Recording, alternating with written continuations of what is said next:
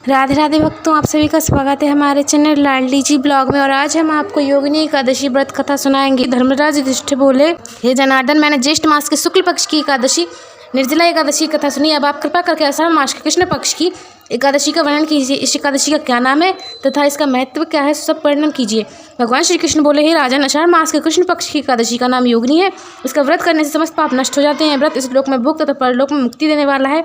हे राजराजेश्वर, यह एकादशी तीनों लोगों में प्रसिद्ध है। इसके व्रत से सब पाप नष्ट हो जाते हैं। आपसे पुराणों में कही कथा कहता हूँ, उसे ध्यानपूर्वक सुनो। अलकापुरी नगरी में एक कुबेर नाम का राजा राज्य करता था। वह परम शिव भक्त था। उसकी पूजा के लिए एक माली पुष्प लाया करता था, जिसका नाम हेम माली था।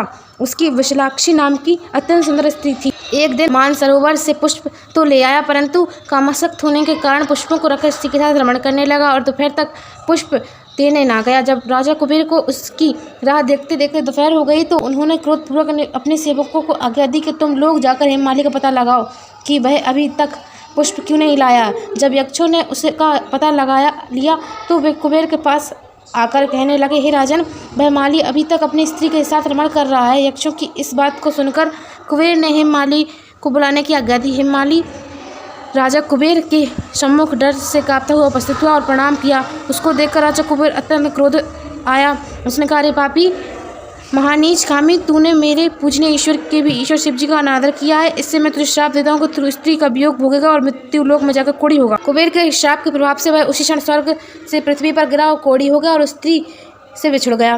मृत्युलोक में आकर उसने दुख भोगे, परंतु शिव जी की भक्ति के प्रभाव से उसकी बुद्धि मलिन न हुई, जन्म की सुधर रही। वह अनेक दुखों को भोगता हुआ अपने पूर्व जन्म के कर्मों को स्मरण करता हुआ हिमालय पर्वत की तरफ चला। चलते चलते वह मार्कंडेय ऋषि के आश्रम पहुंचा। वह ऋषि अत्यंत वृद्ध और तपशील थे। उनको देखकर हेममाली वहां गया और उनको प्रणाम करके चरणों में गिर पड़ा।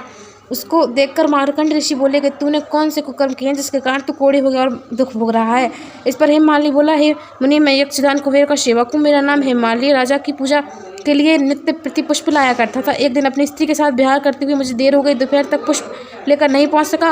उन्होंने मुझे श्राप दिया कि तू अपनी स्त्री का वियोग और मृत्यु लोक में जाकर कोढ़ी होगा। इससे मैं कोढ़ी हो गया और दुख भोग रहा हूँ, अतः आपको ऐसा बताइए जिससे मेरी मुक्ति हो जाए। इस पर मार्कंडेय ऋषि बोले, हे भाई, तूने मेरे सम्मुख सत्य वचन कहे हैं, इसलिए मैं तेरे उद्धार के लिए व्रत बताता हूँ। यदि तुम आषाढ़ मास का कृष्ण पक्ष की योगिनी नामक एकादशी का विधिपूर्वक व्रत करोगे तो तुम्हारे समस्त पाप नष्ट हो जाएंगे। इसे पर हेममाली बहुत प्रसन्न हुआ और मुनि के वचनों के अनुसार योगिनी एकादशी का व्रत विधिपूर्वक किया। इसके प्रभाव से वह फिर से अपने पुराने रूप में आ गया और अपनी स्त्री के साथ विहार करने लगा। हे राजन, इस योगिनी एकादशी की कथा का फल 28 सहस्त्र ब्राह्मणों को भोजन कराने के बराबर है। इस व्रत से समस्त पाप दूर होते हैं और अंत में वैकुंठ की प्राप्ति होती है। यदि आपको वीडियो अच्छी लगी हो तो वीडियो को लाइक करें, चैनल को सब्सक्राइब करें और ज़्यादा से ज़्यादा शेयर करें। राधे राधे।